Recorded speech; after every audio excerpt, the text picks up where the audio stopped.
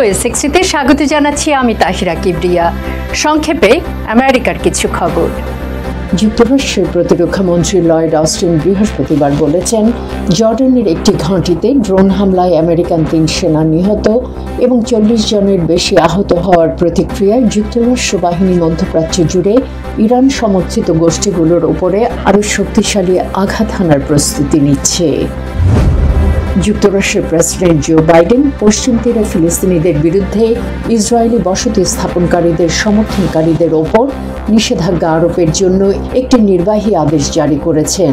এই আদেশে বসতি স্থাপনকারীদের সহিংসতায় উস্কানি ও অংশগ্রহণের অভিযোগে যে 4 ইসরায়েলিকে অভিযুক্ত করা হয়েছে তাদের যুক্তরাষ্ট্রের যে সম্পদ রয়েছে তা ফ্রিজ করা হয়েছে।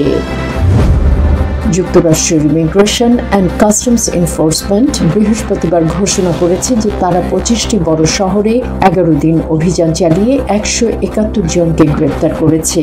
যাদের গ্রেপ্তার করা হয়েছে তাদের সবাইকে বিপজ্জনক, বর্তমানে বেআইনি অভিবাসী হিসেবে বর্ণনা করা হয়েছে। আজ এ পর্যন্তই। Tahira Kibria, voice of America, Washington.